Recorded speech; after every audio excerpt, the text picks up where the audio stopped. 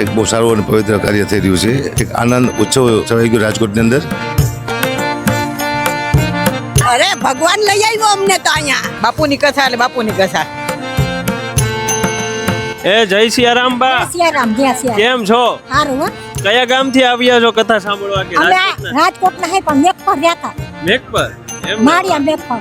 વાહ વાહ, કેવી મજા આવે છે કથા સાંભળવાની? સારું હો. એમ ને? વાહ ભાઈ વાહ, આમ જો બધા દાદીમાં છે. કેમ છો? અરે ભગવાન લઈ આવ્યો અમને તો અહીંયા. એમ ને? અરે હું ઈ રોવા માંડી ગયું કે ભગવાન તું લઈ જઈશ ને મને. ને કે હું કરીશ આ ટાંગા નહીં હાલે તો રામ બેદી થી લઈને આવે છે. એમ? આ મારી બેનપણી બધા બિચારા લઈને આવે છે. અમે હા બધા હારે છે.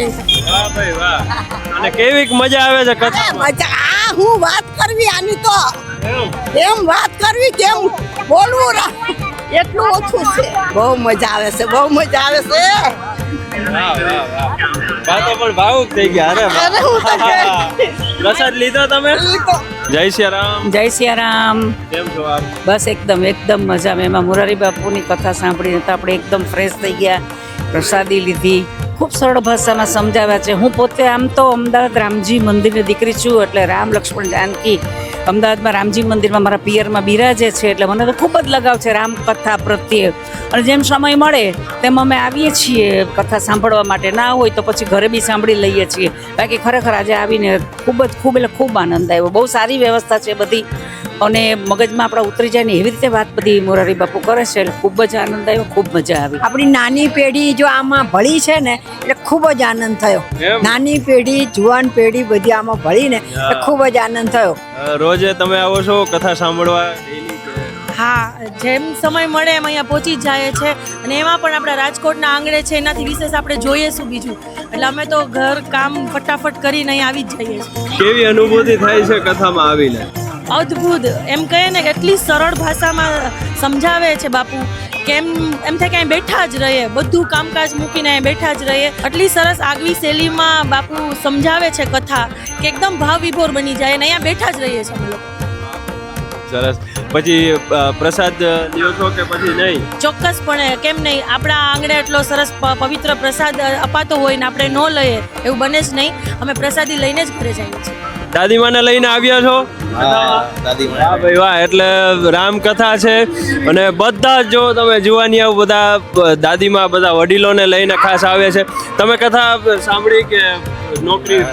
અમારા બિઝનેસ છે એટલા માટે. અત્યારે સવારે તો ભાઈને બિઝનેસ હોય, પણ ખાસ ઈ બાને મૂકવા તેડવા આવે છે. એટલે રાજકોટિયન્સનો આ જે છે પ્રેમ છે કે રામકથા હોય એટલે ઈ ટાઈમ તો ફાળવી જ લે. કેમ છો બા? જય સિયારામ. જય સિયારામ. કેવી અનુભૂતિ થાય છે બા કથામાં? સારી થાય. એમ ને? મજા આવે છે ને બાપુની કથામાં? મજા જ આવે ને. ભગવાનના નામમાં મજા કોને ન આવે. વાહ ભાઈ વાહ, ખૂબ સરસ. કેમ છો? જય શ્રી કૃષ્ણ. શું કહો છો? બાપુની કથા એટલે બાપુની કથા. ધન્ય છે રાજકોટને.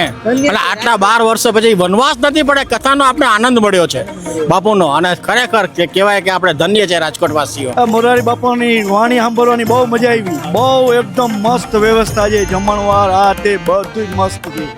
સગવડતા બહુ સરસમાં સરસ છે. અમને બહુ આનંદ આવ્યો. હું કાલાવડ તાલુકો ખંડેરા ગામથી આવું છું. હું 1978 થી સપ્તાહ સાંભળું. આટલું જે ભારતભરની અંદર જે માણસોને જમાડે કોઈ મેં સાધુ જોયો નથી. ખુલ્લો રામ છે, ખુલ્લામાં ખુલ્લો રામ છે. આના વિશે કોઈ મારે શબ્દ જ નથી મારી ડિક્શનરી. સારું, મજા આવી, એમ આનંદ આવ્યો. 2 કલાક બેઠા, સરસ છે. જો નાના બાળકોથી લઈ અને બધા જ વડીલો બધા જ અહીંયા રામકથા સાંભળવા આવે છે.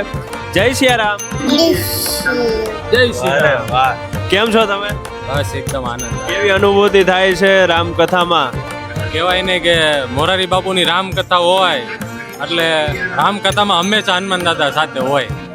એટલે તમારે હનુમાન દાદાને મળવું હોય, ભગવાન શ્રી રામને મળવું હોય તો મોરારી બાપુની કથામાં તમારે જવું જોઈએ. અને કહેવાય ને સ્પેશિયલ મારા દીકરાને મને આત્મવિશ્વાસ છે કે જ્યાં રામકથા હોય ને હનુમાન દાદા હોય. એટલે મારા દીકરાને સરસ મજાના રામજી ભગવાનના અને હનુમાન દાદાના દર્શન કરવા માટે લાવ્યો છે. બસ એક જ હેતુ છે મારો કે મારા દીકરાને અહીંયા આગળ હનુમાન દાદા છે જ, એટલે દીકરાને આશીર્વાદ આપે, સરસ મજાના ખૂબ ભગવાનનું કામ કરે. એ હેતુથી અમે અહીંયા આવ્યા છીએ. બસ બીજો કોઈ હેતુ નથી. ગાદી કો આપણે કોને મળવા આવ્યા છીએ?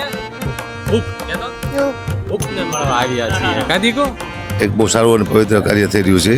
સદભાવના ના આંગણે બાપુની કથા હોય અને હજારો માણસો ત્યારે પ્રસાદ લેતા હોય. એક આનંદ ઉત્સવ સવાઈ ગયો રાજકોટની અંદર અને તમામ ભક્તો રસપાન કરે છે કથાનું. અને રાજકોટ માટે બહુ આનંદની વાત છે કે બાપુની કથા બેઠી હોય અને દુનિયા સાંભળતી હોય. અહીંયા સાંભળી વધારે ટીવીમાં સાંભળે છે બાપુને, એટલે બહુ આનંદની વાત છે. અને સદભાવના આ જે ટ્રસ્ટ છે એ નસીબ ભાગ્યશાળી છે કે અહીંયા આવી અદ્ભુત કથા થઈ અને દિવસે દિવસે પ્રગતિ થાય એવું માતાજીની પ્રાર્થના કરું સદભાવનાની.